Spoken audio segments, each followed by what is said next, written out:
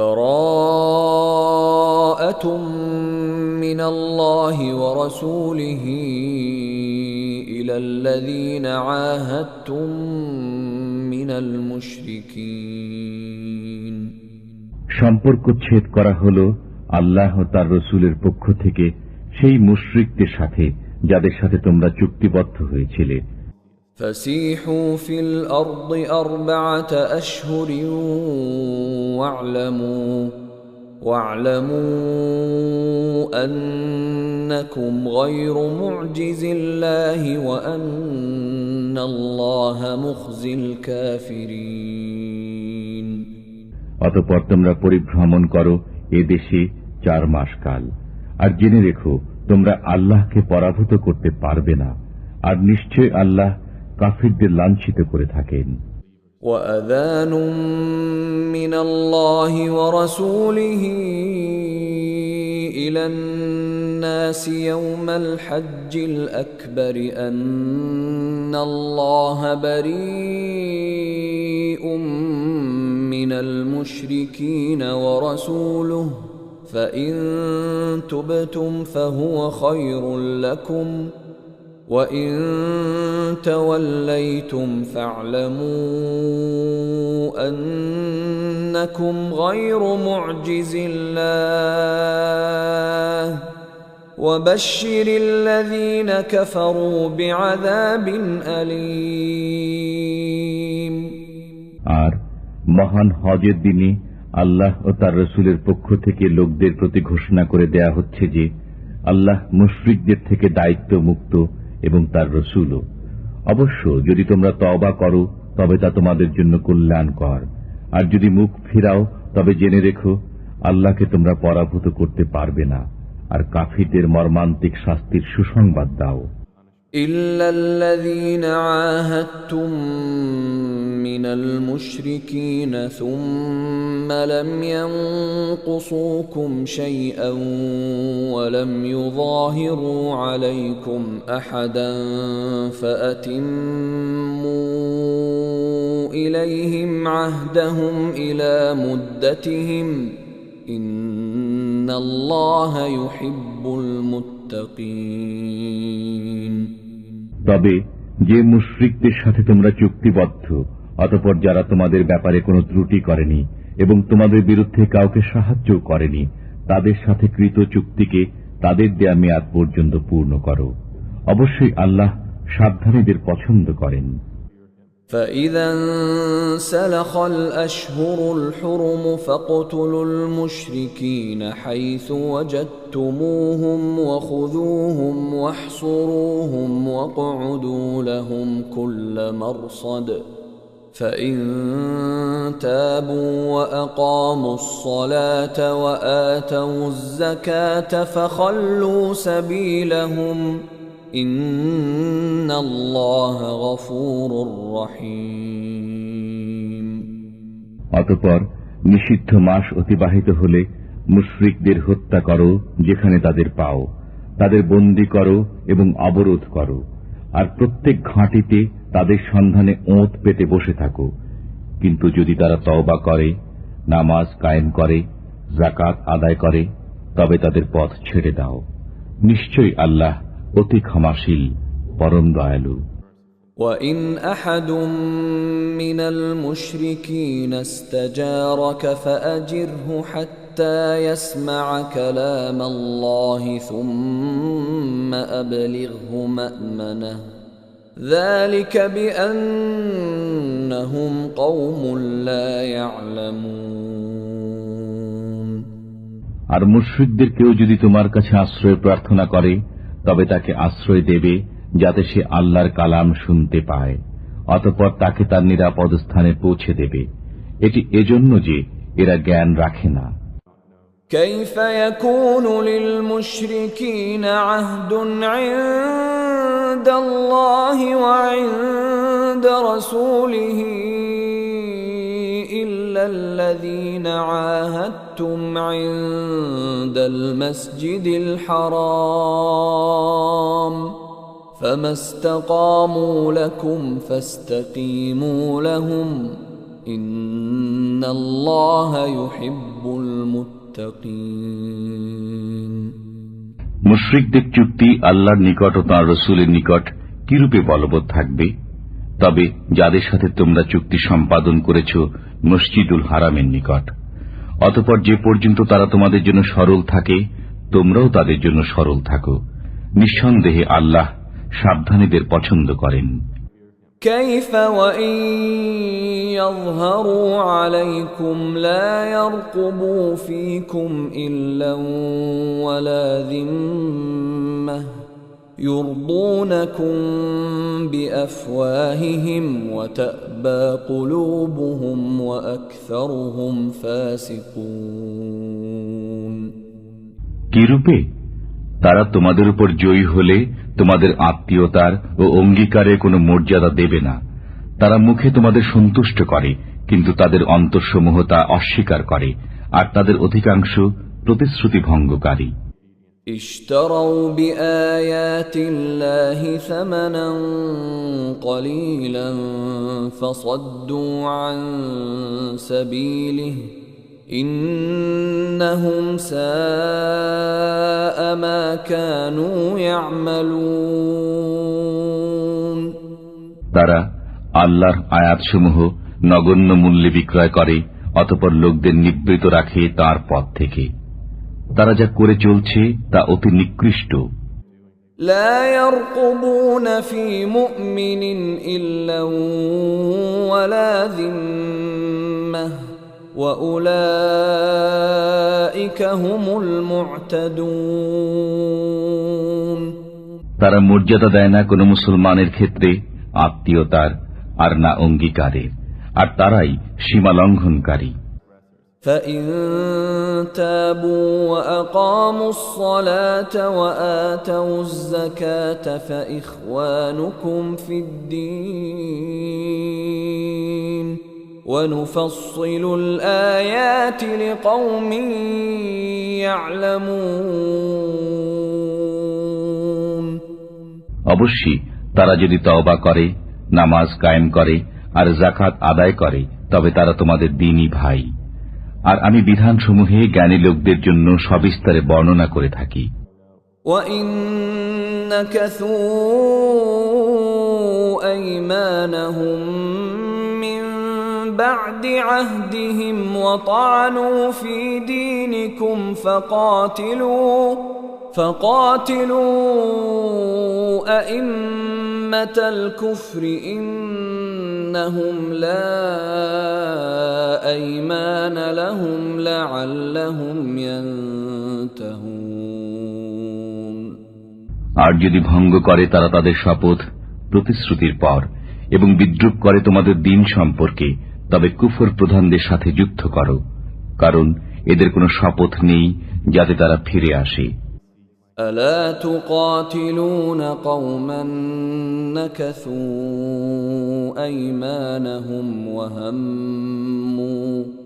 وهموا بإخراج الرسول وهم بدؤوكم أول مرة أتخشونهم فالله أحق أن تخشوه إن كنتم مؤمنين।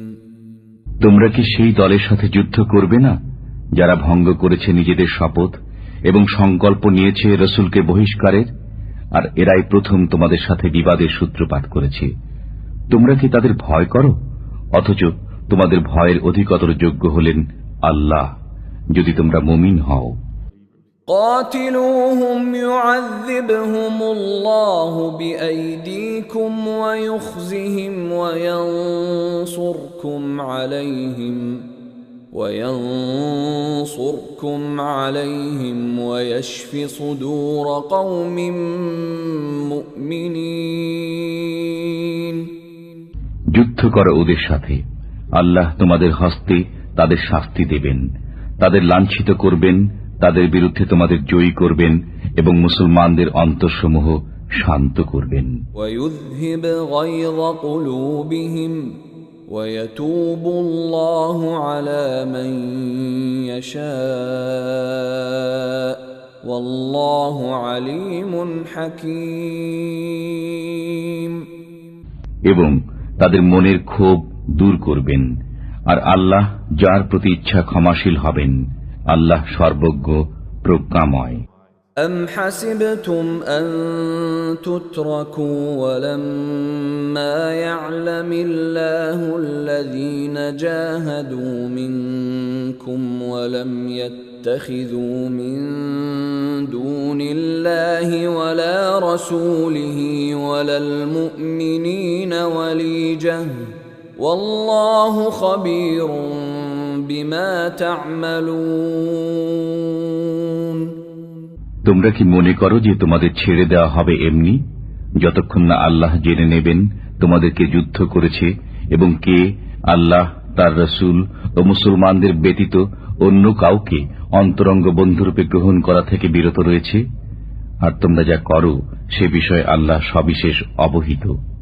ما كان للمشركين أن يعمروا مساجد الله شاهدين على أنفسهم بالكفر أولئك حبطت أعمالهم وفي النار هم خالدون।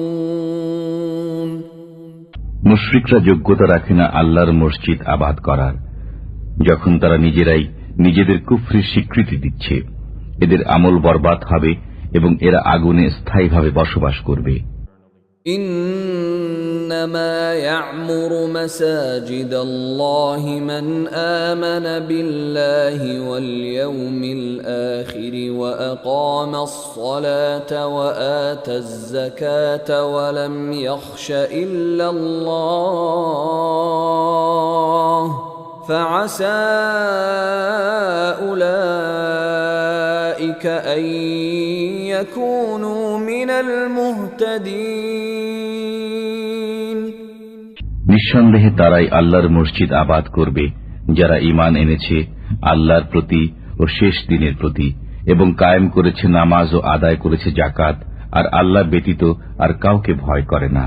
অতএব আশা করা যায় তারা হিদায়াত প্রাপ্তদের অন্তর্ভুক্ত হবে। أجعلتم سقاية الحاج وعمارة المسجد الحرام كمن آمن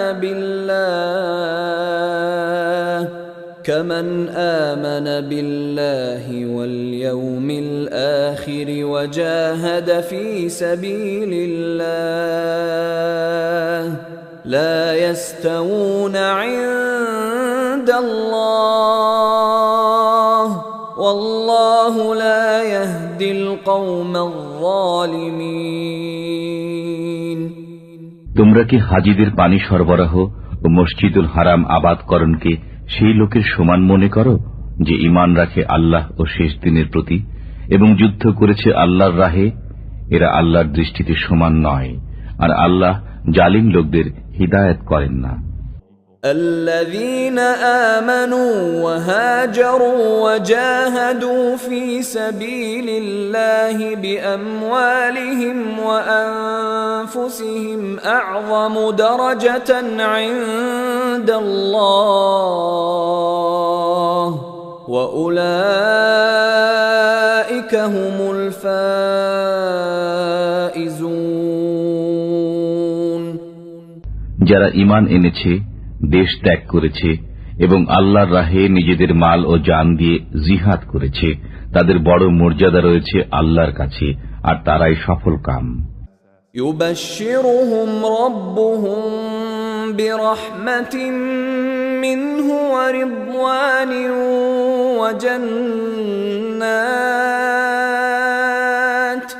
وجنات لهم فيها نعيم মুকিম।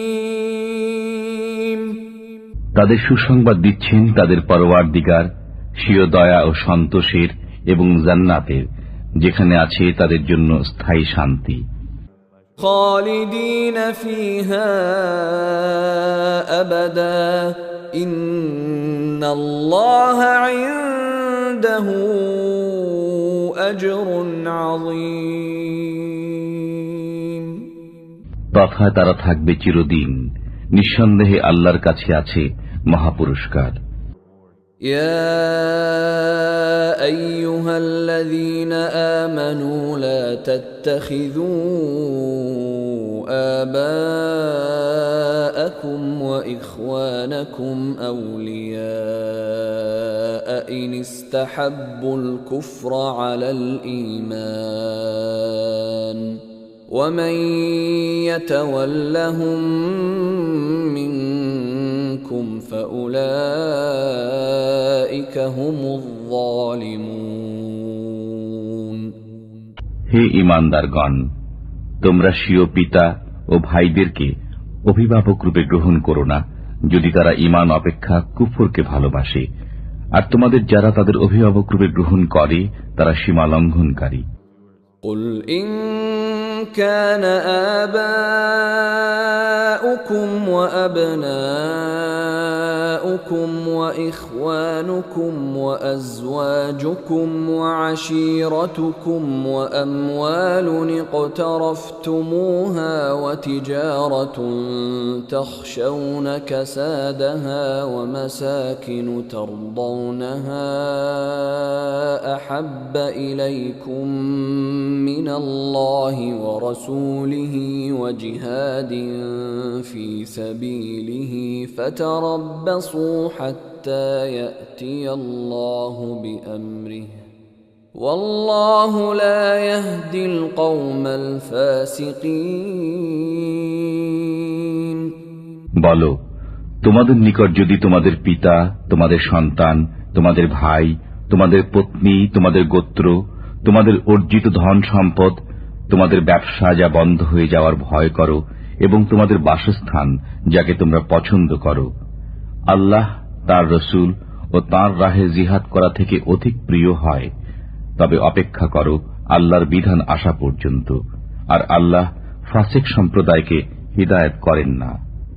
لقد نصركم الله في مواطن كثيرة ويوم حنين إذ أعجبتكم كثرتكم فلم تغن عنكم شيئا وضاقت عليكم الأرض بما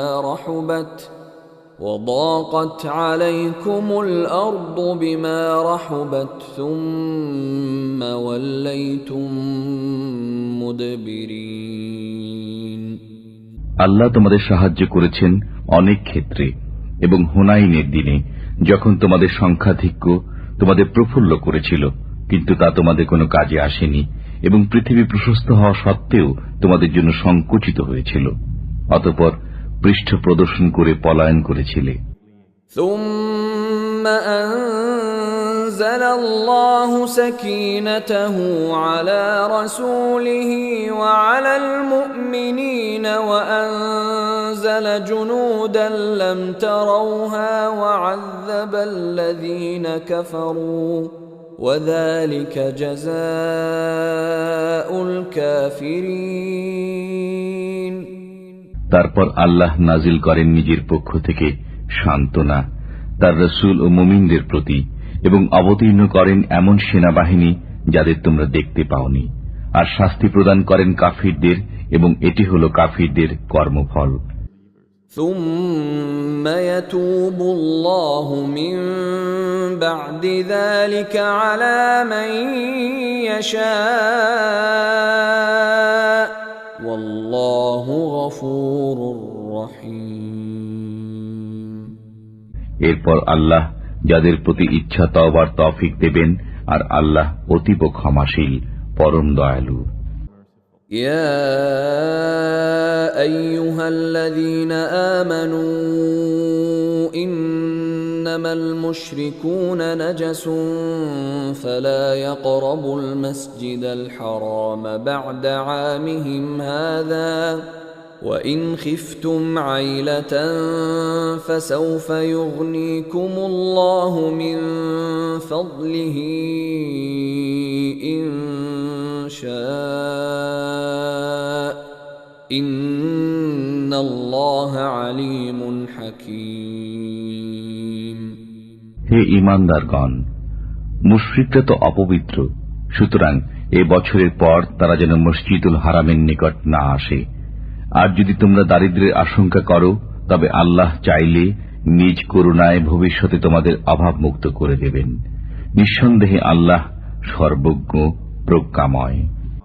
قاتلوا الذين لا يؤمنون بالله ولا باليوم الآخر ولا يحرمون ما حرم الله ورسوله ولا يدينون دين الحق من الذين أوتوا الكتاب حتى يعطوا الجزية عن يد وهم صاغرون। তোমরা যুদ্ধ করো আহলে কিতাবের ওই লোকদের সাথে যারা আল্লাহ রোজ হাসরে ঈমান রাখে না, আল্লাহ ও তার রাসূল যা হারাম করে দিয়েছেন তা হারাম করে না এবং গ্রহণ করে না সত্য ধর্ম, যতক্ষণ না করজোরে তারা জিজিয়া প্রদান করে। وقالت اليهود عزير ابن الله وقالت النصارى المسيح ابن الله ذلك قولهم بأفواههم يضاهئون قول الذين كفروا من قبل قاتلهم الله أنى يؤفكون। ইহুদিরা বলে উজাইর আল্লাহর পুত্র এবং নাসারারা বলে মসিহ আল্লাহর পুত্র। এ হচ্ছে তাদের মুখের কথা, এরা পূর্ববর্তী কাফিরদের মতো কথা বলে। আল্লাহ এদের ধ্বংস করুন, এরা কোন উল্টো পথে চলে যাচ্ছে। اتخذوا أحبارهم ورهبانهم أربابا من دون الله والمسيح ابن مريم وما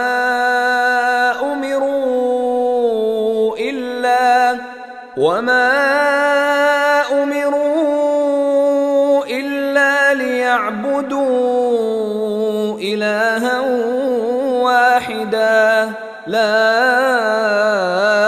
إله إلا هو سبحانه عما يشركون।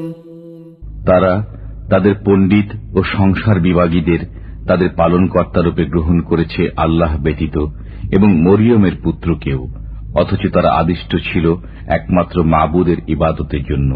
তিনি ছাড়া কোনো মাবুদ নেই, তারা তার শরীক সাব্যস্ত করে, তার থেকে তিনি পবিত্র।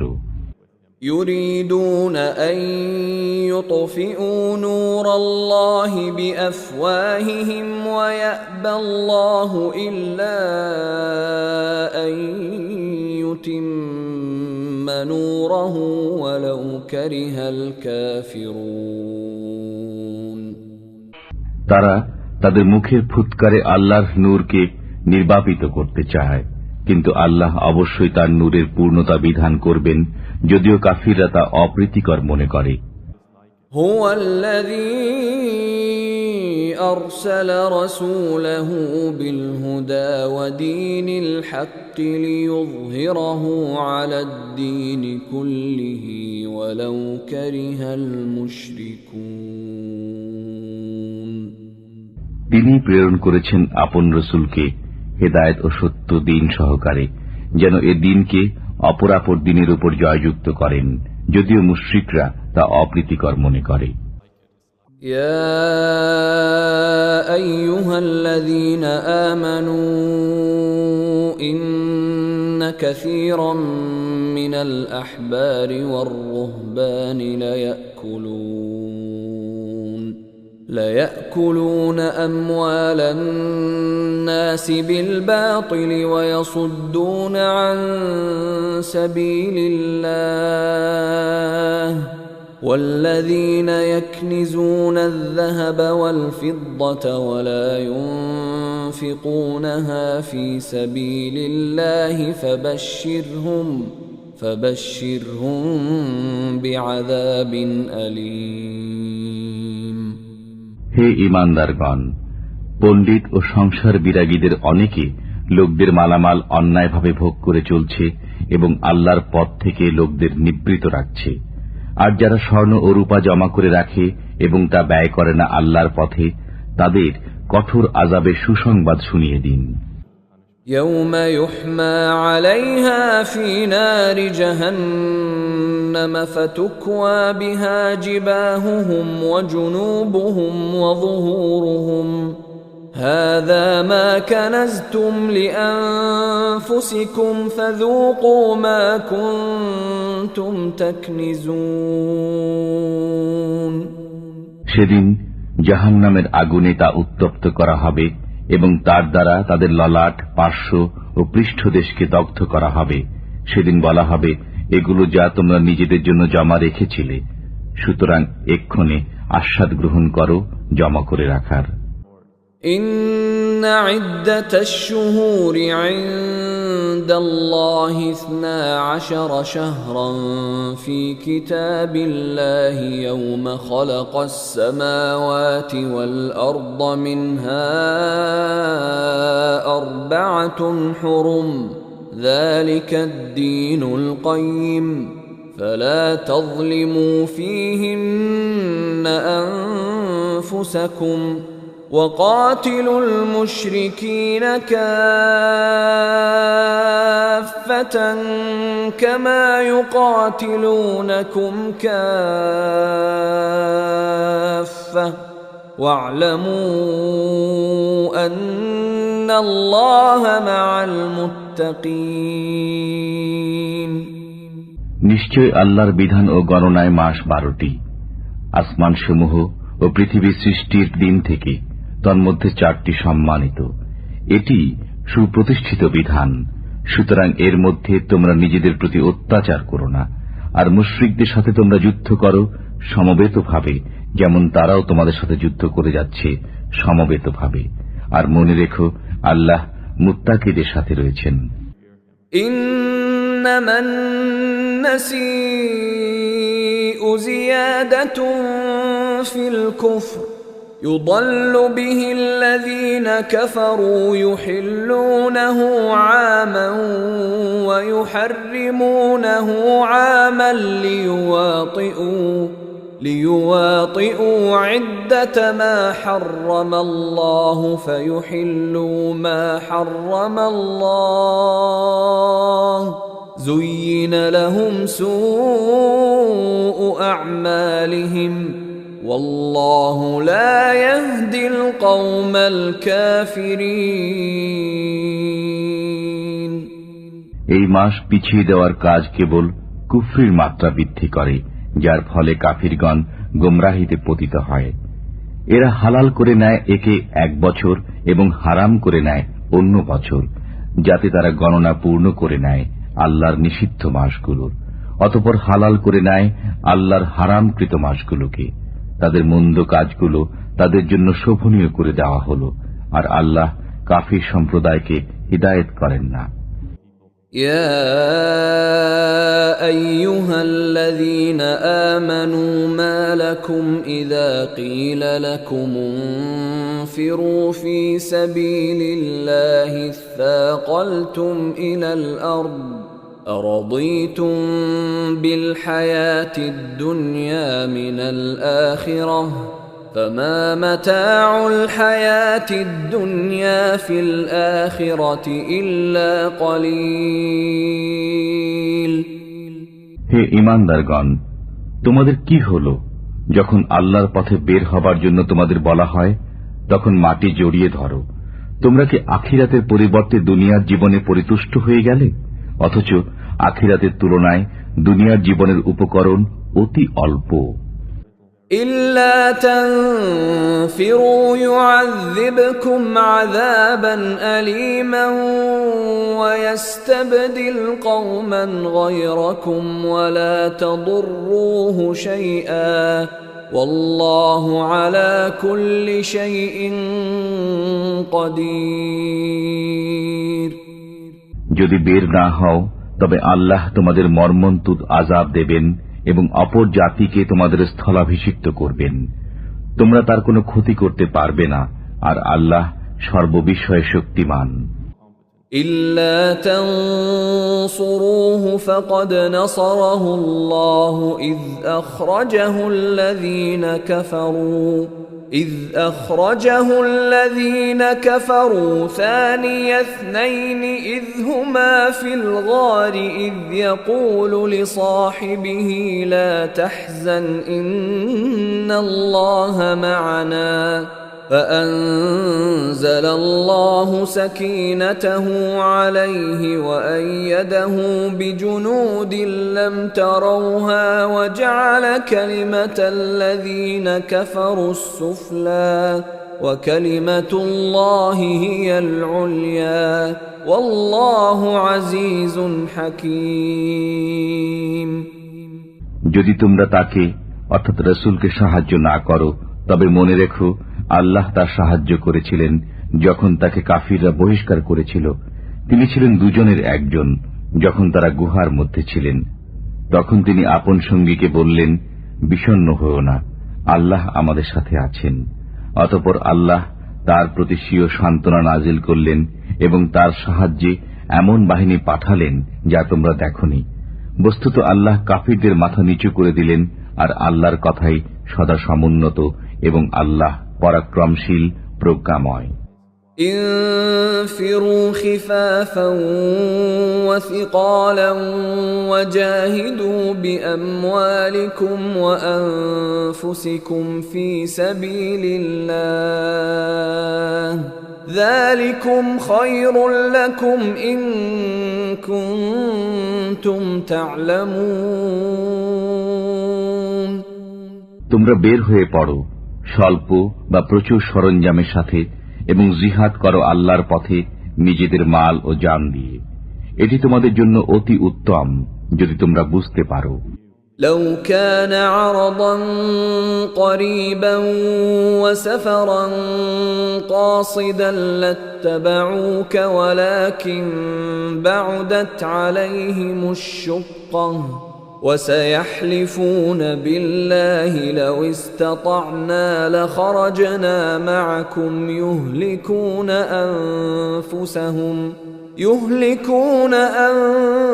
أنفسهم والله يعلم إنهم لكاذبون যদি আশু লাভের সম্ভাবনা থাকত এবং যাত্রাপথ সংক্ষিপ্ত হতো তবে তারা অবশ্যই আপনার সহযাত্রী হতো, কিন্তু তাদের নিকট যাত্রাপথ সুদীর্ঘ মনে হল। আর তারা এখনই শপথ করে বলবে, আমাদের সাধ্য থাকলে অবশ্যই তোমাদের সাথে বের হতাম।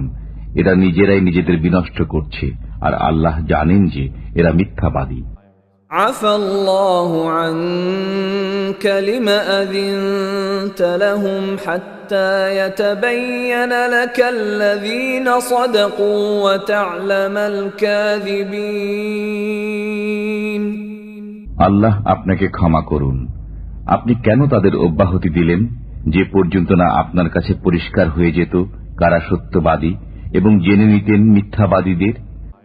لا يستأذنك الذين يؤمنون بالله واليوم الآخر أن يجاهدوا بأموالهم وأنفسهم والله عليم بالمتقين। আল্লাহ রোজ কিয়ামতের প্রতি যাদের ঈমান রয়েছে তারা মাল ও জান দ্বারা জিহাদ করা থেকে আপনার কাছে অব্যাহতি কামনা করবে না, আর আল্লাহ সাবধানীদের ভালো জানেন। إنما يستأذنك الذين لا يؤمنون بالله واليوم الآخر وارتابت قلوبهم فهم في ريبهم يترددون। নিঃসন্দেহে তারাই আপনার কাছে অব্যাহতি চায় যারা আল্লাহ রোজ কিয়ামতে ঈমান রাখে না এবং তাদের অন্তর সন্দেহগ্রস্ত হয়ে পড়েছে, সুতরাং সন্দেহের আবর্তে তারা ঘুরপাক খেয়ে চলছে। ولو أرادوا الخروج لأعدوا له عدة ولكن كره الله بعاثهم فثبطهم وقيل اقعدوا مع القاعدين আর যদি তারা বের হওয়ার সংকল্প নিত তবে অবশ্যই কিছু সরঞ্জাম প্রস্তুত রাখত, কিন্তু তাদের উত্থান আল্লাহর পছন্দ নয়, তাই তাদের নিবৃত রাখলেন এবং আদেশ হল উপবিষ্ট লোকদের সাথে তোমরা বসে থাকো। لو خرجوا فيكم ما زادوكم إلا خبالا ولأوضعوا خلالكم يبغونكم الفتنة وفيكم سماعون لهم والله عليم بالظالمين। যদি তোমাদের সাথে তারা বের হতো তবে তোমাদের অনিষ্ট ছাড়া আর কিছু বৃদ্ধি করত না, আর অশ্ব ছুটাতো তোমাদের মধ্যে বিভেদ সৃষ্টির উদ্দেশ্যে, আর তোমাদের মাঝে রয়েছে তাদের গুপ্তচর। বস্তুত আল্লাহ জালিমদের ভালোভাবেই জানেন।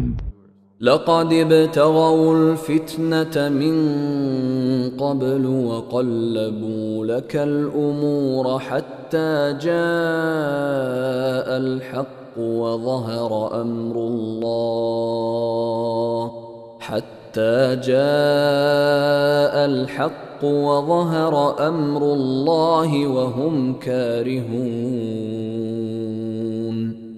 তারা পূর্ব থেকেই বিভেদ সৃষ্টির সুযোগ সন্ধানে ছিল এবং আপনার কার্যসমূহ ওলট পালট করে দিচ্ছিল। শেষ পর্যন্ত সত্য প্রতিশ্রুতি এসে গেল এবং জয়ী হল আল্লাহর হুকুম, যে অবস্থায় তারা মন্দ বোধ করল। ومنهم من يقول ائذن لي ولا تفتني ألا في الفتنة سقطوا وإن جهنم لمحيطة بالكافرين। আর তাদের কেউ বলে, আমাকে অব্যাহতি দিন এবং পথভ্রষ্ট করবেন না। শুনে রাখো, তারা তো পূর্ব থেকেই পথভ্রষ্ট এবং নিঃসন্দেহে জাহান্নাম এই কাফিরদের পরিবেষ্টন করে রয়েছে। ইন তুসিবকা হাসানাতুন তাসুহম ওয়া ইন তুসিবকা মুসিবাতুন ইয়াকুলু ক্বাদ আখাযনা আমরানা মিন ক্বাবলু ويتولوا وهم فرحون। আপনার কোনো কল্যাণ হলে তারা মন্দবোধ করে এবং কোনো বিপদ উপস্থিত হলে তারা বলে, আমরা পূর্ব থেকেই নিজেদের কাজ সামনে নিয়েছি, এবং ফিরে যায় উল্লসিত মনে। قل لن يصيبنا إلا ما كتب الله لنا هو مولانا وعلى الله فليتوكل المؤمنون। আপনি বলুন, আমাদের কাছে কিছুই পৌঁছবে না, কিন্তু যা আল্লাহ আমাদের জন্য রেখেছেন তিনি আমাদের কার্যনির্বাহক। আল্লাহর উপরই মুমিনদের ভরসা করা উচিত। قل هل تربصون بنا إلا إحدى الحسنيين ونحن نتربص بكم أن يصيبكم الله بعذاب من عنده أو بأيدينا فتربصوا إنا معكم متربصون। আপনি বলুন, তোমরা তো আমাদের জন্য দুকল্যাণের একটি প্রত্যাশা করো, আর আমরা প্রত্যাশায় আছি তোমাদের জন্য যে আল্লাহ তোমাদের আযাব দান করুক নিজের পক্ষ থেকে অথবা আমাদের হস্তে। সুতরাং তোমরা অপেক্ষা করো, আমরাও তোমাদের সাথে অপেক্ষমান। قل أنفقوا طوعا أو كرها لن يتقبل منكم إنكم كنتم قوما فاسقين। আপনি বলুন, তোমরা ইচ্ছায় অর্থ ব্যয় করো বা অনিচ্ছায়, তোমাদের থেকে তা কখনো কবুল হবে না, তোমরা নাফরমানের দল। وما منعهم أن تقبل منهم نفقاتهم إلا أنهم كفروا بالله وبرسوله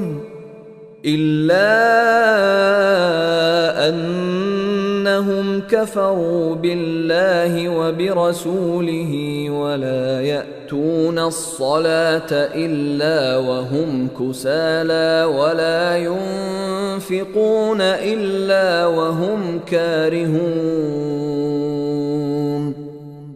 তাদের অর্থ ব্যয় কবুল না হওয়ার এছাড়া আর কোনো কারণ নেই যে তারা আল্লাহ ও তার রসুলের প্রতি অবিশ্বাসী। তারা নামাজে আসে অলসতার সাথে আর ব্যয় করে সংকুচিত মনে। فلا تعجبك أموالهم ولا أولادهم إنما يريد الله ليعذبهم بها في الحياة الدنيا وتزهق أنفسهم وهم كافرون সুতরাং তাদের ধন সম্পদ ও সন্তান সন্ততি যেন আপনাকে বিস্মিত না করে। আল্লাহর ইচ্ছা হল এগুলো দ্বারা দুনিয়ার জীবনে তাদের আযাবে নিপতিত রাখা এবং প্রাণ বিয়োগ হওয়া কুফরি অবস্থায়। ويحلفون بالله إنهم لمنكم وما هم منكم ولكنهم قوم يفرقون তারা আল্লাহর নামে হলফ করে বলে যে তারা তোমাদেরই অন্তর্ভুক্ত, অথচ তারা তোমাদের অন্তর্ভুক্ত নয়, অবশ্য তারা তোমাদের ভয় করে। لو يجدون ملجأ أو مغارات أو مدخلا لولوا إليه وهم يجمحون তারা কোনো আশ্রয়স্থল, কোনো গুহা বা মাথা গোঁজার ঠাঁই পেলে সেদিকে পলায়ন করবে দ্রুত গতিতে। ومنهم من يلمزك في الصدقات فإن أعطوا منها رضوا وإن لم يعطوا منها إذا هم يسخطون তাদের মধ্যে এমন লোক রয়েছে যারা সদকা বন্ধনে আপনাকে দোষারোপ করে, এর থেকে কিছু পেলে সন্তুষ্ট হয় এবং না পেলে বিক্ষুব্ধ হয়। ولو أنهم رضوا ما آتاهم الله ورسوله وقالوا حسبنا الله سيؤتينا الله من فضله ورسوله إنا إلى الله راغبون কতই না ভালো হতো যদি তারা সন্তুষ্ট হতো আল্লাহ ও তার রাসূলের উপর এবং বলতো আল্লাহই আমাদের জন্য যথেষ্ট, আল্লাহ আমাদের দেবেন নিজ করুণায় এবং তার রাসূলও, আমরা শুধু আল্লাহকেই কামনা করি। إنما الصدقات للفقراء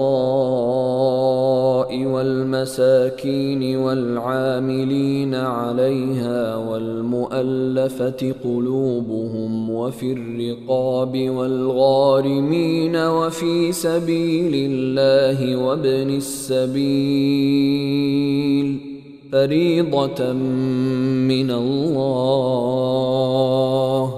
والله عليم حكيم যাকাত হলো কেবল ফকির, মিসকিন, যাকাত আদায়কারী ও যাদের চিত্ত আকর্ষণ প্রয়োজন তাদের হক, এবং তা দাস মুক্তির জন্য, ঋণগ্রস্তদের জন্য, আল্লাহর পথে জিহাদকারীদের জন্য এবং মুসাফিরদের জন্য এই হল আল্লাহর নির্ধারিত বিধান। আল্লাহ সর্বজ্ঞ, প্রজ্ঞাময়। ومنهم الذين يؤذون النبي ويقولون هو أذن قل أذن خير لكم يؤمن بالله ويؤمن للمؤمنين ورحمة للذين آمنوا منكم والذين يؤذون رسول الله لهم عذاب أليم আর তাদের মধ্যে কেউ কেউ নবীকে ক্লেশ দেয় এবং বলে এ লোকটি তো কান সর্বস্ব। আপনি বলে দিন কান হলেও তোমাদেরই মঙ্গলের জন্য, আল্লাহর উপর বিশ্বাস রাখে এবং বিশ্বাস রাখে মুসলমানদের কথার উপর, বস্তুত তোমাদের মধ্যে যারা ঈমানদার তাদের জন্য তিনি রহমত বিশেষ, আর যারা আল্লাহর রাসূলের প্রতি কুৎসা রটনা করে তাদের জন্য রয়েছে বেদনাদায়ক আযাব। يحلفون بالله لكم ليرضوكم والله ورسوله أحق أن يرضوه إن كانوا مؤمنين। তোমাদের সামনে আল্লাহর কসম খায় যাতে তোমাদের রাজি করাতে পারে, অবশ্য তারা যদি ঈমানদার হয়ে থাকে তবে আল্লাহকে এবং তার রাসূলকে রাজি করা অত্যন্ত জরুরি।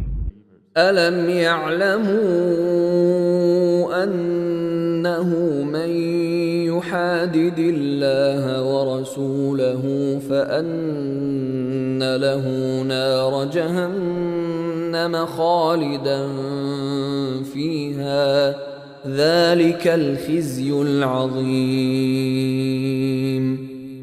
তারা কি একথা জেনে নেয়নি যে আল্লাহর সাথে এবং তার রাসূলের সাথে যে মোকাবিলা করে তার জন্য নির্ধারিত রয়েছে দোজখ, তাতে সবসময় থাকবে। এটি হল মহা অপমান। يحذر المنافقون أن تنزل عليهم سورة تنبئهم بما في قلوبهم قل استهزئوا إن الله مخرج ما تحذرون। মুনাফিকরা এ ব্যাপারে ভয় করে যে মুসলমানদের উপর না এমন কোন সূরা নাজিল হয় যাতে তাদের অন্তরের গোপন বিষয় অবহিত করা হবে। সুতরাং আপনি বলে দিন, ঠাট্টা বিদ্রুপ করতে থাকো, আল্লাহ তা অবশ্যই প্রকাশ করবেন যার ব্যাপারে তোমরা ভয় করছো।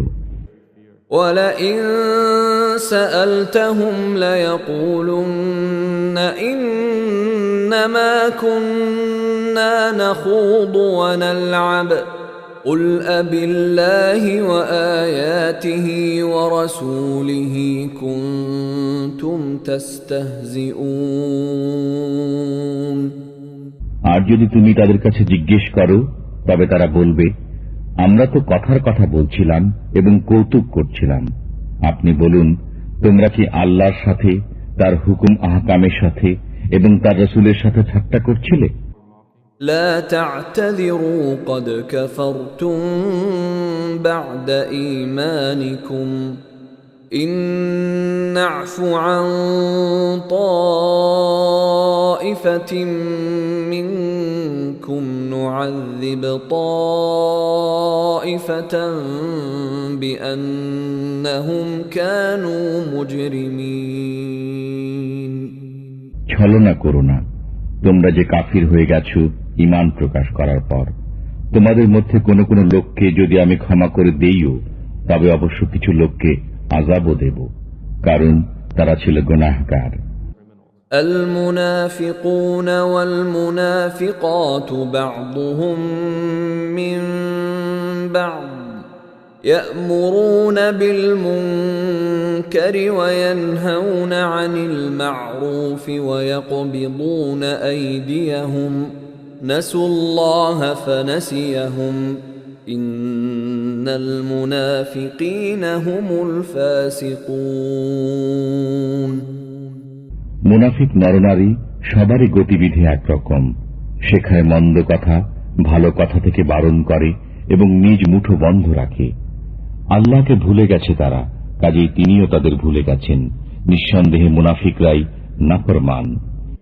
وعد الله المنافقين والمنافقات والكفار نار جهنم خالدين فيها هي حسبهم ولعنهم الله ولهم عذاب মুকিম। ওয়াদা করেছেন আল্লাহ মুনাফিক পুরুষ এবং মুনাফিক নারীদের এবং কাফিরদের জন্য দোজখের আগুনের, তাতে পড়ে থাকবে সর্বদা, সেটাই তাদের জন্য যথেষ্ট। আর আল্লাহ তাদের প্রতি অভিসম্পাত করেছেন এবং তাদের জন্য রয়েছে স্থায়ী আযাব। كالذين من قبلكم كانوا أشد منكم قوة وأكثر أموالا وأولادا فاستمتعوا بخلاقهم فاستمتعتم بخلاقكم كما استمتع الذين من قبلكم بخلاقهم وخضتم كالذي خاضوا أولئك حبطت أعمالهم في الدنيا والآخرة وأولئك هم الخاسرون যেমন করে তোমাদের পূর্ববর্তী লোকেরা তোমাদের চেয়ে বেশি ছিল শক্তিতে এবং ধন সম্পদের ও সন্তান সন্ততির অধিকারীও ছিল বেশি, অতঃপর উপকৃত হয়েছে নিজেদের ভাগের দ্বারা। আবার তোমরা ফায়দা উঠিয়েছ তোমাদের ভাগের দ্বারা, যেমন করে তোমাদের পূর্ববর্তীরা ফায়দা উঠিয়েছিল নিজেদের ভাগের দ্বারা। আর তোমরাও চলছ তাদেরই চলন অনুযায়ী। তারা ছিল সে লোক যাদের আমলসমূহ নিঃশেষিত হয়ে গেছে দুনিয়া ও আখিরাতে, আর তারাই হয়েছে ক্ষতির সম্মুখীন।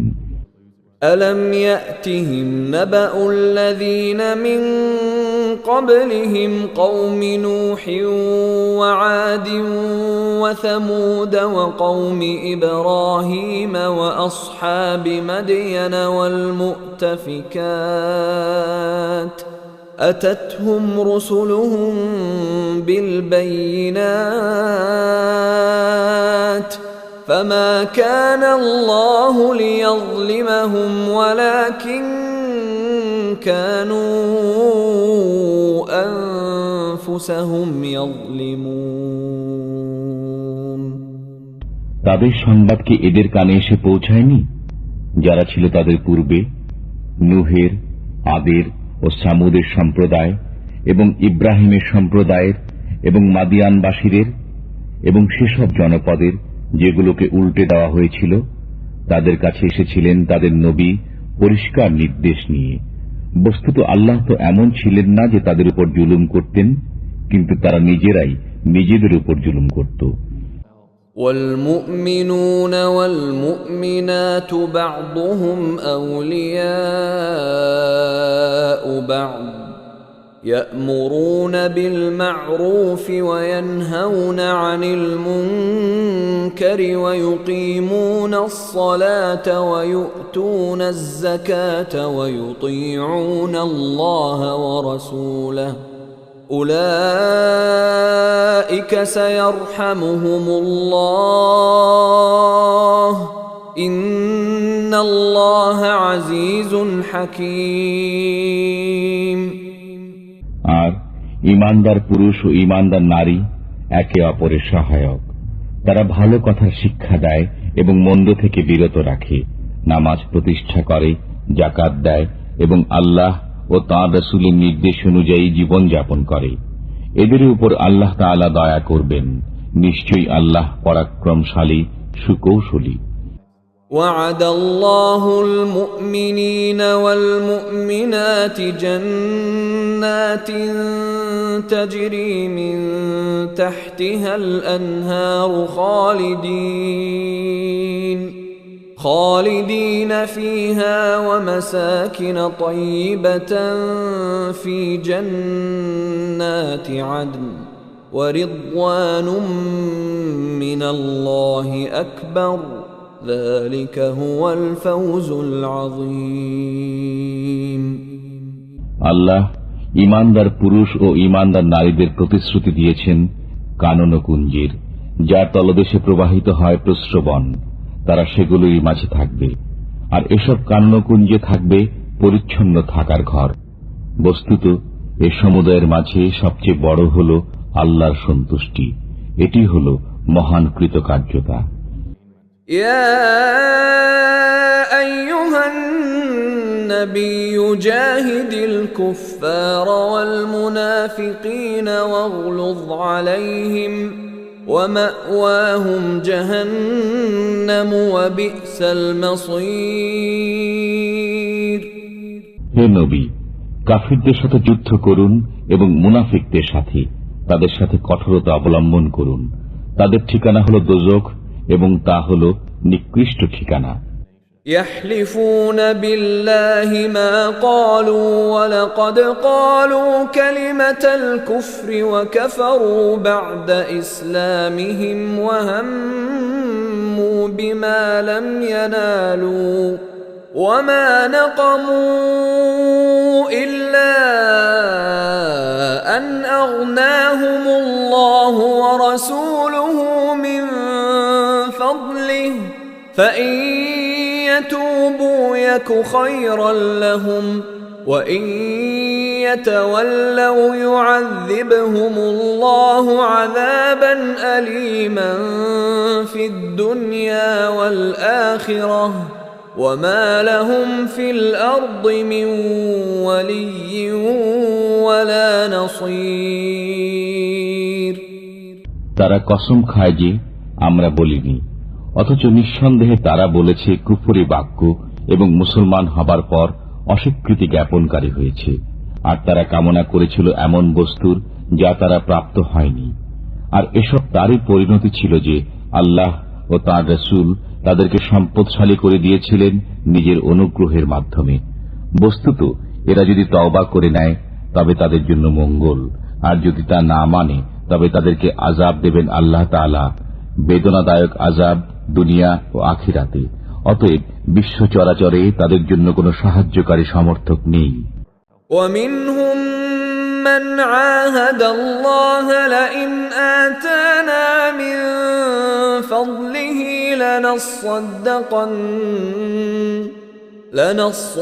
لنصدقن ولنكونن من الصالحين। তাদের মধ্যে কেউ কেউ রয়েছে যারা আল্লাহ তাআলার সাথে ওয়াদা করেছিল যে তিনি যদি আমাদের প্রতি অনুগ্রহ দান করেন তবে অবশ্যই আমরা ব্যয় করব এবং সৎকর্মীদের অন্তর্ভুক্ত হয়ে থাকব। فَلَمَّا آتَاهُم مِّن فَضْلِهِ بَخِلُوا بِهِ وَتَوَلَّوْا وَهُم مُّعْرِضُونَ। অতঃপর যখন তাদেরকে স্বীয় অনুগ্রহের মাধ্যমে দান করা হয় তখন তাতে কার্পণ্য করেছে এবং কৃত ওয়াদা থেকে ফিরে গিয়েছে তা ভেঙে দিয়ে। فأعقبهم نفاقا في قلوبهم إلى يوم يلقونه بما أخلفوا الله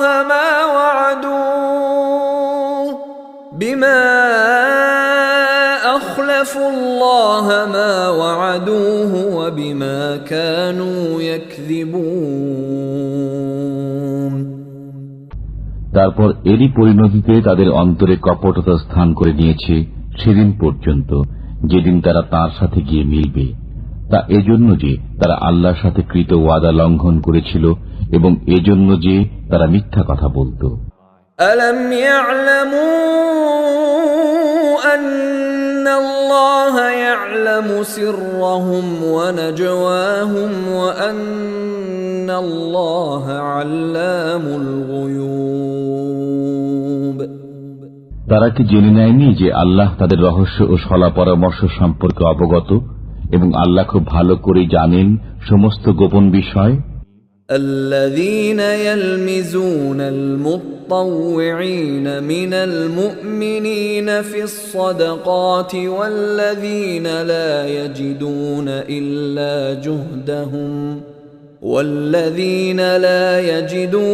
إلا جهدهم فيسخرون منهم سخر الله منهم ولهم عذاب أليم। সে সমস্ত লোক যারা ভৎসনা বিদ্রুপ করে সেসব মুসলমানদের প্রতি যারা মন খুলে দান খয়রাত করে এবং তাদের প্রতি যাদের কিছুই নেই শুধুমাত্র নিজেদের পরিশ্রম লব্ধ বস্তু ছাড়া, তারপর তাদের প্রতি ঠাট্টা করে। আল্লাহ তাদের প্রতি ঠাট্টা করেছেন এবং তাদের জন্য রয়েছে বেদনাদায়ক আযাব। استغفر لهم أو لا تستغفر لهم إن تستغفر لهم 70 مرة فلن يغفر الله لهم ذلك بأنهم كفروا بالله ورسوله والله لا يهدي القوم الفاسقين। তুমি তাদের জন্য ক্ষমা প্রার্থনা করো আর না করো। যদি তুমি তাদের জন্য 70 বার ক্ষমা প্রার্থনা করো, তথাপি কখনই তাদেরকে আল্লাহ ক্ষমা করবেন না। তা এজন্য যে তারা আল্লাহকে এবং তার রসুলকে অস্বীকার করেছে। বস্তুত আল্লাহ নাফরমানদেরকে পথ দেখান না।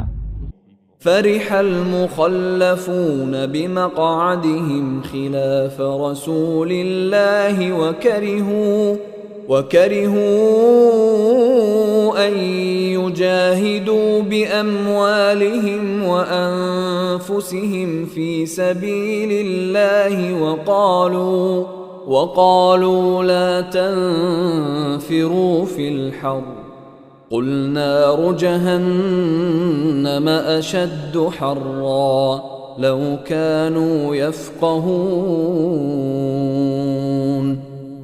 পেছনে থেকে যাওয়া লোকেরা আল্লাহর রসুল থেকে বিচ্ছিন্ন হয়ে বসে থাকতে পেরে আনন্দ লাভ করেছে, আর জান ও মালের দ্বারা আল্লাহর রাহে জিহাদ করতে অপছন্দ করেছে এবং বলেছে, এই গরমের মধ্যে অভিযানে বের হয়েও না।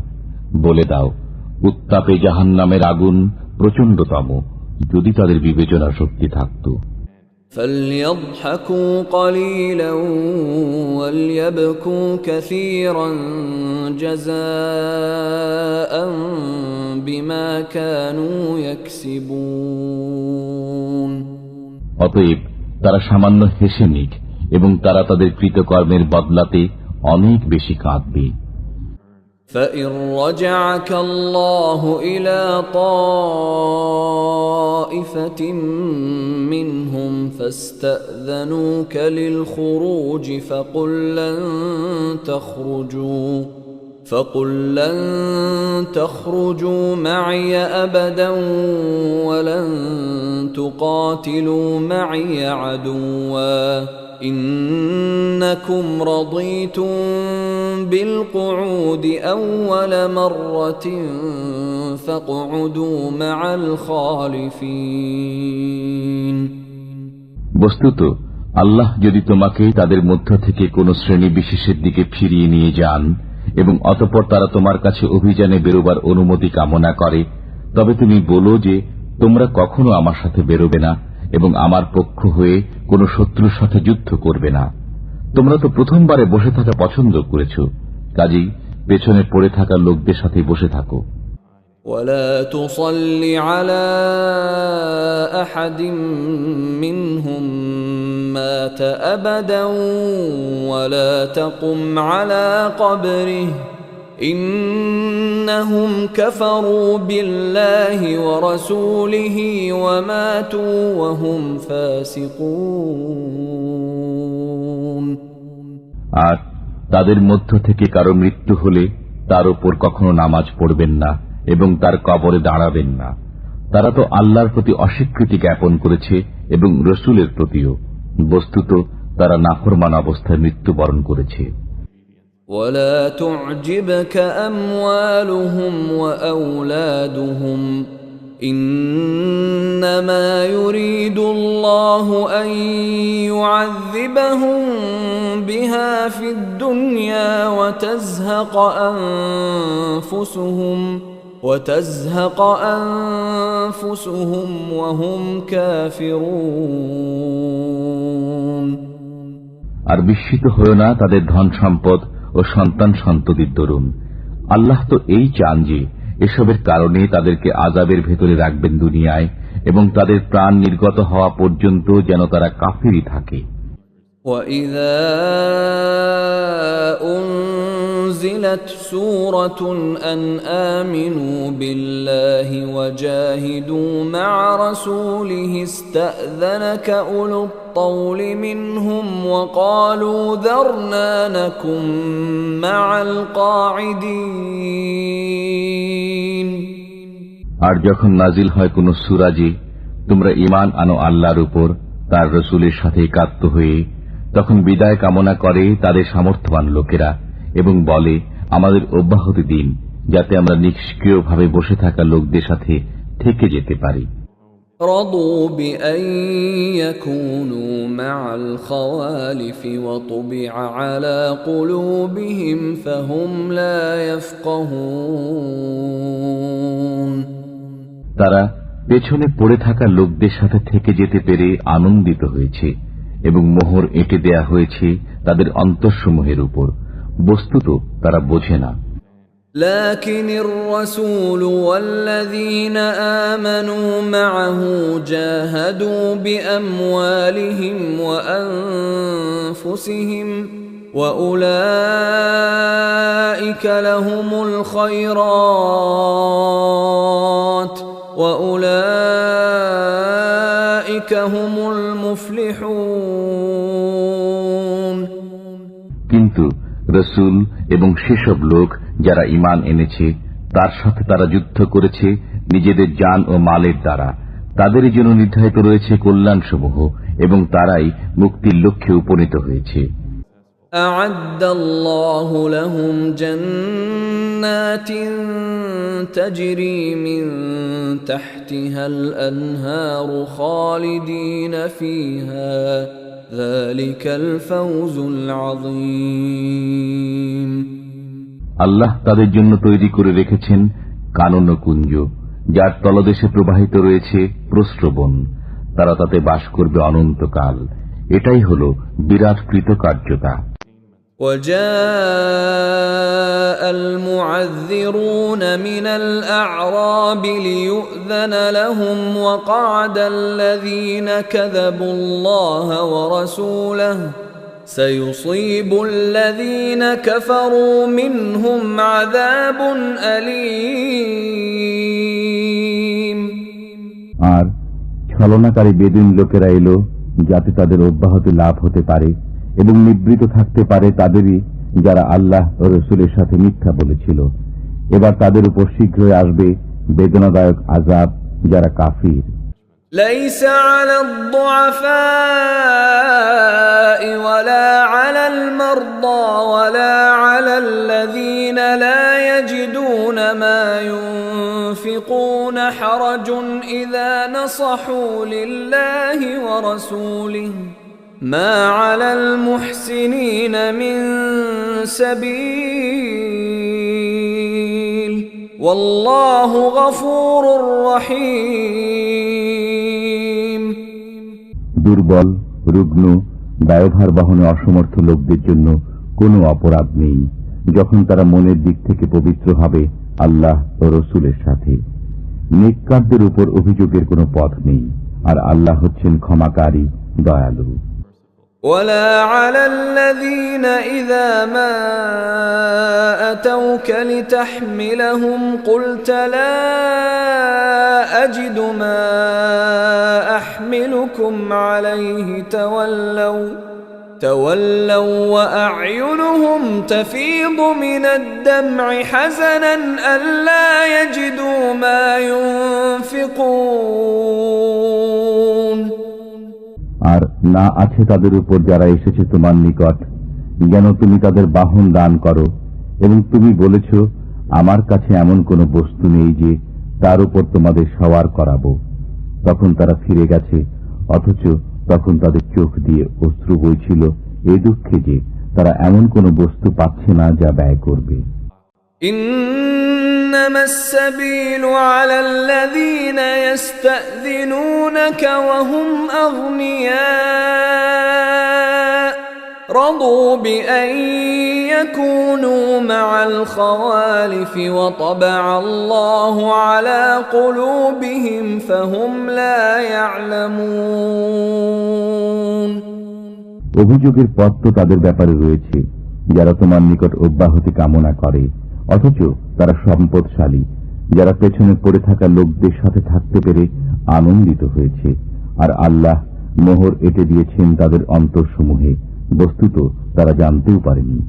يعتذرون إليكم إذا رجعتم إليهم قل لا تعتذروا لن نؤمن لكم قد نبأنا الله من أخباركم وسيرى الله عملكم ورسوله ثم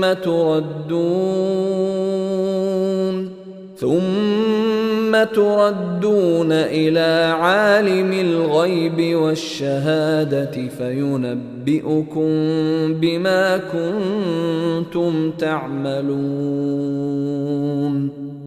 তুমি যখন তাদের কাছে ফিরে আসবে তখন তারা তোমাদের নিকট ছল ছুতা নিয়ে উপস্থিত হবে।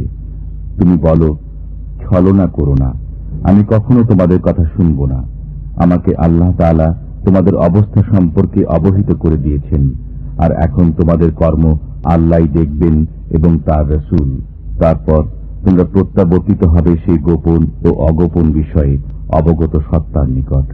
তিনিই তোমাদের বাতলে দেবেন যা তোমরা করছিলে। سيحلفون بالله لكم إذا انقلبتم إليهم لتعرضوا عنهم فأعرضوا عنهم إنهم رجس ومأواهم جهنم جزاء بما كانوا يكسبون এখন তারা তোমার সামনে আল্লাহর কসম খাবে যখন তুমি তাদের কাছে ফিরে যাবে, যেন তুমি তাদের ক্ষমা করে দাও। সুতরাং তুমি তাদের ক্ষমা করো। নিঃসন্দেহে এরা অপবিত্র এবং তাদের কৃতকর্মের বদলা হিসাবে তাদের ঠিকানা হল দোজখ। يحلفون لكم لترضوا عنهم فإن ترضوا عنهم فإن الله لا يرضى عن القوم الفاسقين তারা তোমার সামনে কসম খাবে যাতে তুমি তাদের প্রতি রাজি হয়ে যাও। অতএব তুমি যদি রাজি হয়ে যাও তাদের প্রতি, তবু আল্লাহ তাআলা রাজি হবেন না এ নাফরমান লোকদের প্রতি। الأعراب أشد كفرا ونفاقا وأجدر ألا يعلموا حدود ما أنزل الله على رسوله والله عليم حكيم বেদুইনরা কুফর ও মুনাফিকিতে অত্যন্ত কঠোর হয়ে থাকে এবং এরা সেসব নীতি কানুন না শেখারই যোগ্য যা আল্লাহ তাআলা তার রাসূলের উপর নাজিল করেছেন। বস্তুত আল্লাহ সবকিছু জানেন এবং তিনি অত্যন্ত কুশলী। ومن الأعراب من يتخذ ما ينفق مغرما ويتربص بكم الدوائر عليهم دائرة السوء والله سميع عليم আবার কোন কোন বেদুইন এমনও রয়েছে যারা নিজেদের ব্যয় করাকে জরিমানা বলে গণ্য করে এবং তোমার উপর কোনো দুর্দিন আসে কিনা সে অপেক্ষায় থাকে। তাদের উপর দুর্দিন আসুক, আর আল্লাহ হচ্ছেন শ্রবণকারী, পরিজ্ঞাত। ومن الأعراب من يؤمن بالله واليوم الآخر ويتخذ ما ينفق قربات عند الله وصلوات الرسول ألا إنها قربة لهم سيدخلهم الله في رحمته إن الله غفور رحيم আর কোন কোন বেদুইন হলো তারা যারা ঈমান আনে আল্লাহর উপর, কিয়ামত দিনের উপর এবং নিজেদের ব্যয়কে আল্লাহর নৈকট্য এবং রাসূলের দোয়া লাভের উপায় বলে গণ্য করে, যেন তারাই হলো তাদের ক্ষেত্রে নৈকট্য। আল্লাহ তাদেরকে নিজের রহমতের অন্তর্ভুক্ত করবেন। নিশ্চয়ই আল্লাহ ক্ষমাশীল, করুণাময়। والسابقون الأولون من المهاجرين والأنصار والذين اتبعوهم بإحسان رضي الله عنهم ورضوا عنه وأعد لهم جنات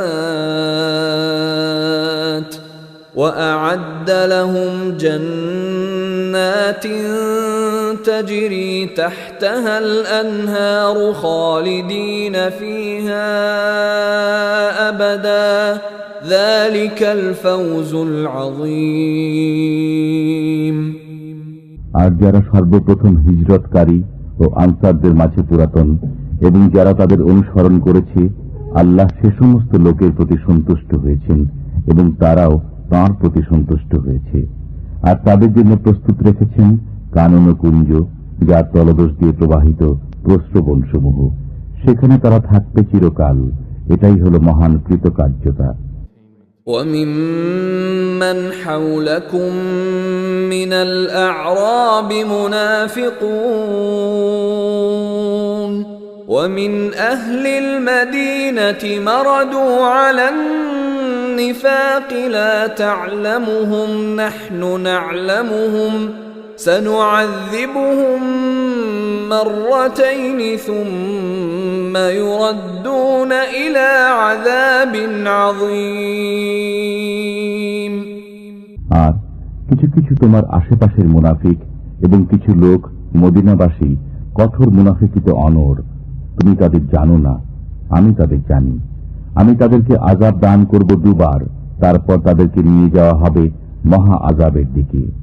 وآخرون اعترفوا بذنوبهم خلطوا عملا صالحا وآخر سيئا عسى الله أن يتوب عليهم إن الله غفور رحيم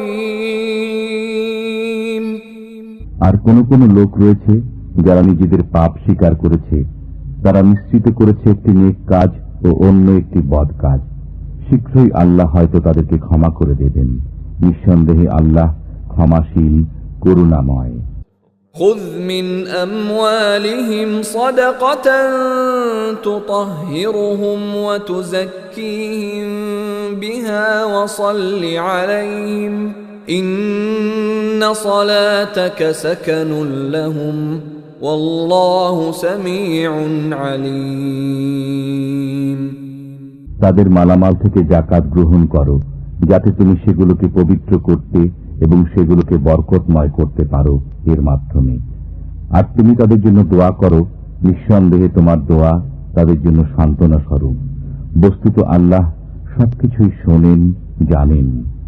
ألم يعلموا أن الله هو يقبل التوبة عن عباده ويأخذ الصدقات وأن الله هو التواب الرحيم তারা কি একথা জানতে পারেননি যে আল্লাহ নিজেই স্বীয় বান্দাদের তওবা কবুল করেন এবং যাকাত গ্রহণ করেন? বস্তুত আল্লাহই তওবা কবুলকারী, করুণাময়। وَقُلِ اعْمَلُوا فَسَيَرَى اللَّهُ عَمَلَكُمْ وَرَسُولُهُ وَالْمُؤْمِنُونَ وَسَتُرَدُّونَ إِلَى عَالِمِ الْغَيْبِ وَالشَّهَادَةِ فَيُنَبِّئُكُم بِمَا كُنتُمْ تَعْمَلُونَ আর তুমি বলে দাও, তোমরা আমল করে যাও। তার পরবর্তীতে আল্লাহ দেখবেন তোমাদের কাজ এবং দেখবেন রাসূল ও মুসলমানগণ। তাছাড়া তোমরা শীঘ্রই প্রত্যাবর্তিত হবে তাঁর সান্নিধ্যে, যিনি গোপন ও প্রকাশ্য বিষয়ে অবগত। তারপর তিনি জানিয়ে দেবেন তোমাদেরকে যা করতে। وآخرون مرجون لأمر الله إما يعذبهم وإما يتوب عليهم والله عليم حكيم আবার অনেক লোক রয়েছে যাদের কাজকর্ম আল্লাহর নির্দেশের উপর স্থগিত রয়েছে। তিনি হয় তাদের আযাব দেবেন, না হয় তাদের ক্ষমা করে দেবেন। বস্তুত আল্লাহ সবকিছুই জ্ঞাত, বিজ্ঞতা সম্পন্ন। والذين اتخذوا مسجدا ضرارا وكفرا وتفريقا بين المؤمنين وتفريقا بين المؤمنين وإرصادا لمن حارب الله ورسوله من قبل وليحلفن إن أردنا إلا الحسنى والله يشهد إنهم لكاذبون আর যারা নির্মাণ করেছে মসজিদ জিদের বশে এবং কুফরির তাড়নায় মুমিনদের মধ্যে বিভেদ সৃষ্টির উদ্দেশ্যে এবং ওই লোকদের জন্য ঘাঁটি স্বরূপ যে পূর্ব থেকে আল্লাহ ও তার রসুলের সাথে যুদ্ধ করে আসছে, আর তারা অবশ্যই শপথ করবে যে আমরা কেবল কল্যাণই চেয়েছি, পক্ষান্তরে আল্লাহ সাক্ষী যে তারা সবাই মিথ্যুক। لا تقم فيه أبدا لمسجد أسس على التقوى من أول يوم أحق أن تقوم فيه رجال يحبون أن يتطهروا والله يحب المطهرين তুমি কখনো সেখানে দাঁড়াবে না, তবে যে মসজিদের ভিত্তি রাখা হয়েছে তাকওয়ার উপর প্রথম দিন থেকে, সেটি তোমার দাঁড়াবার যোগ্য স্থান।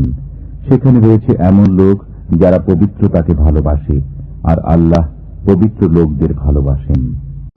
أفمن أسس بنيانه على تقوى من الله ورضوان خير أم من أسس بنيانه على شفا جرف هار فانهار به في نار جهنم والله لا يهدي القوم الظالمين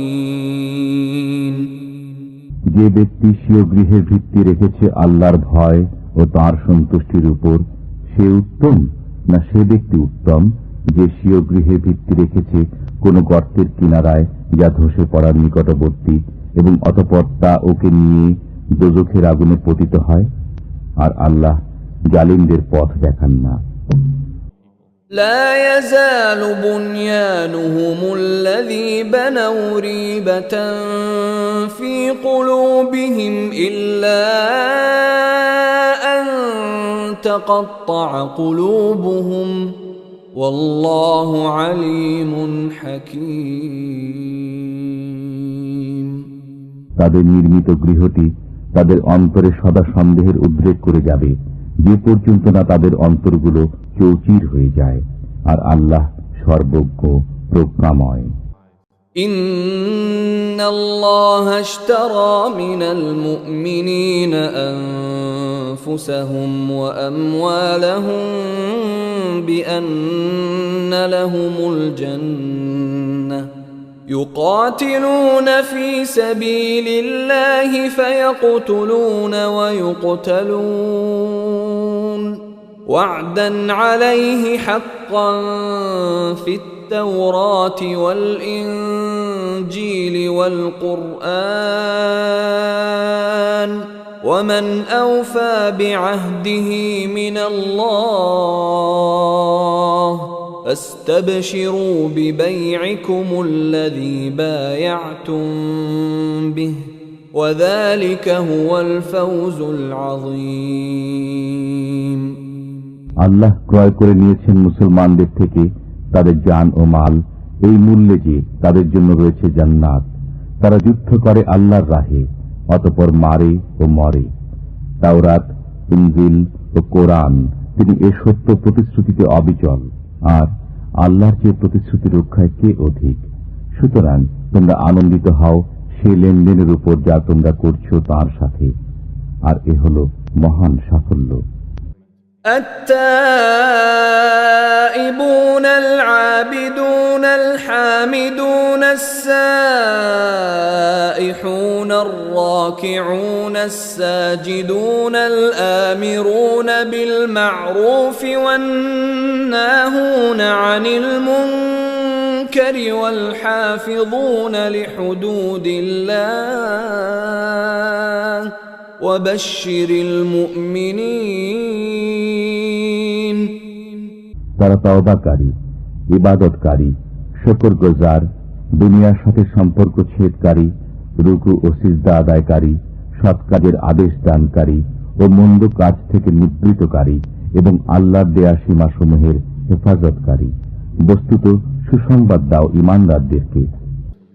ما كان للنبي والذين آمنوا أن يستغفروا للمشركين ولو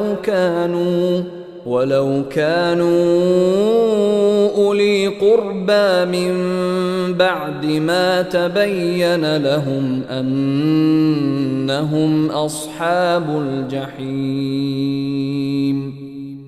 নবী এবং মুমিনের উচিত নয় মুশরিকদের মাগফিরাত কামনা করা, যদিও তারা আত্মীয় হোক, এ কথা সুস্পষ্ট হওয়ার পর যে তারা দোজখী।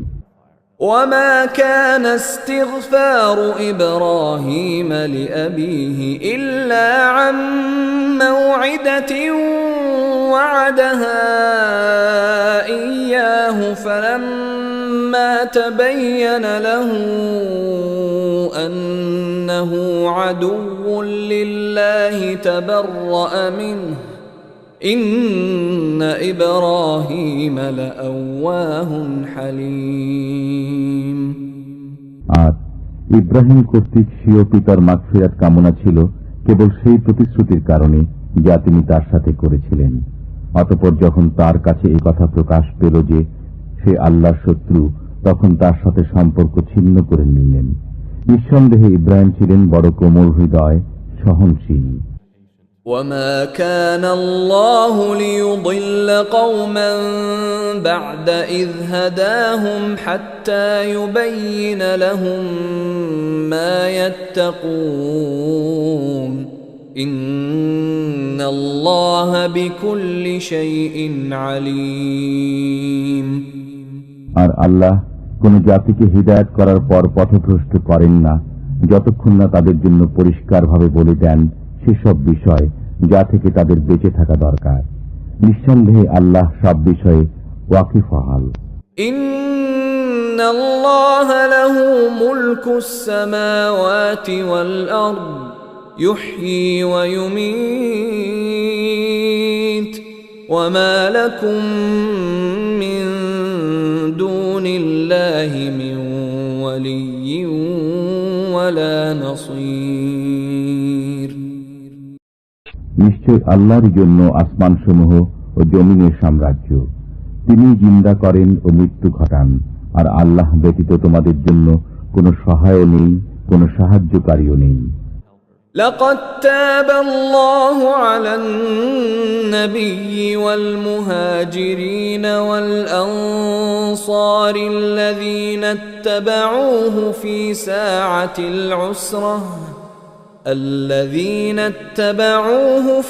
ساعة العسرة من بعد ما كاد يزيغ قلوب فريق منهم ثم تاب عليهم إنه بهم رؤوف رحيم।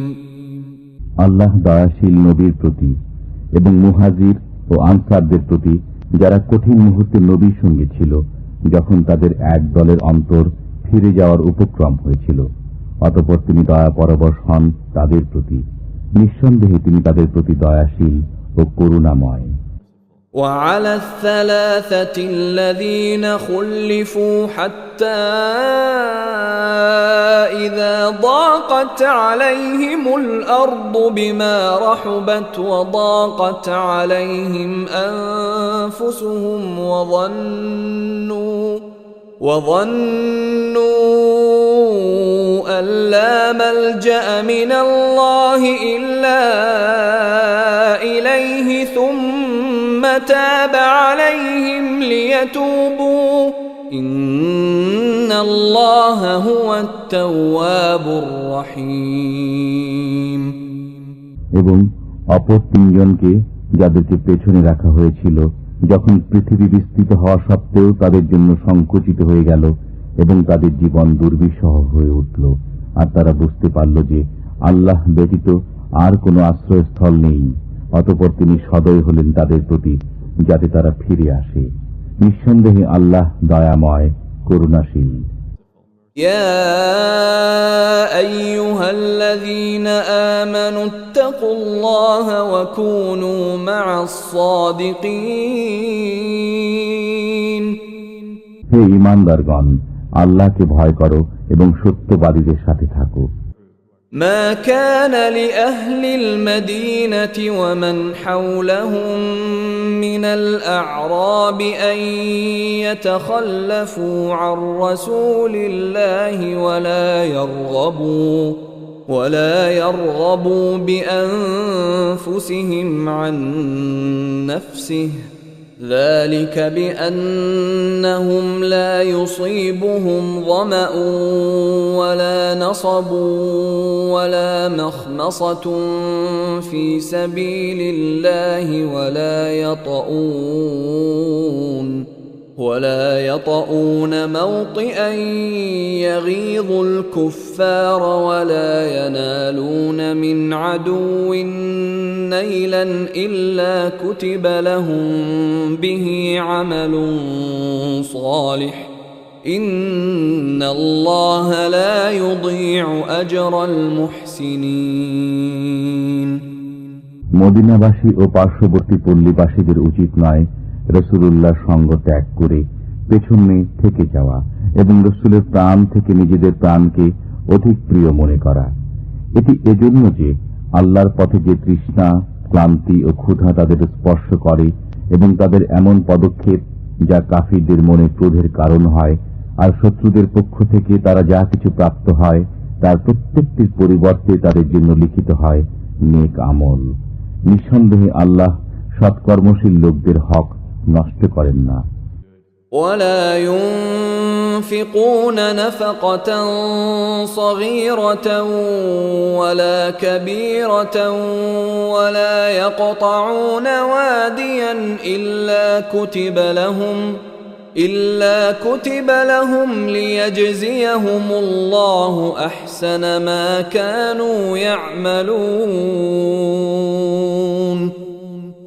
আর তারা অল্প বিস্তর যা কিছু ব্যয় করে, যত প্রান্তর তারা অতিক্রম করে, তার সবই তাদের নামে লেখা হয়, যেন আল্লাহ তাদের কৃতকর্মসমূহের উত্তম বিনিময় প্রদান করেন। وما كان المؤمنون لينفروا كافة فلولا نفر من كل فرقة منهم طائفة ليتفقهوا في الدين ولينذروا قومهم إذا رجعوا إليهم لعلهم يحذرون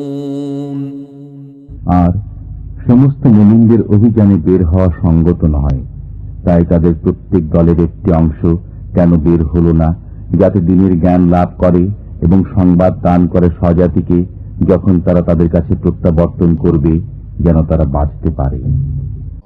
يا أيها الذين آمنوا قاتلوا الذين يلونكم من الكفار وليجدوا فيكم غلظة واعلموا أن الله مع المتقين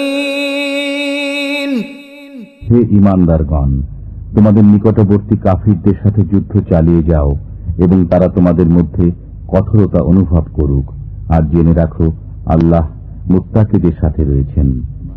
وَإِذَا مَا أُنزِلَتْ سُورَةٌ فَمِنْهُم مَّن يَقُولُ أَيُّكُمْ زَادَتْهُ هَٰذِهِ إِيمَانًا فَأَمَّا الَّذِينَ آمَنُوا فَزَادَتْهُمْ إِيمَانًا وَهُمْ يَسْتَبْشِرُونَ আর যখন কোন সূরা অবতীর্ণ হয় তখন তাদের কেউ কেউ বলে, এই সূরা তোমাদের মধ্যে কার ঈমান কতটা বৃদ্ধি করল? অতএব যারা ঈমানদার, এই সূরা তাদের ঈমান বৃদ্ধি করেছে এবং তারা আনন্দিত হয়েছে। وأما الذين في قلوبهم مرض فزادتهم رجسا إلى رجسهم وماتوا وهم كافرون। বস্তুত যাদের অন্তরে ব্যাধি রয়েছে এটি তাদের কলুষের সাথে আরো কলুষ বৃদ্ধি করেছে এবং তারা কাফির অবস্থায় মৃত্যুবরণ করল। أولا يرون أنهم يفتنون في كل عام مرة أو مرتين ثم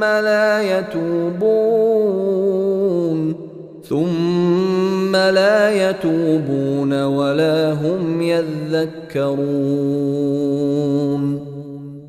তারা কি লক্ষ্য করে না প্রতি বছর তারা 2-1 বিপর্যস্ত হচ্ছে, অথচ তারা একবারও তওবা করে না কিংবা উপদেশ গ্রহণ করে না।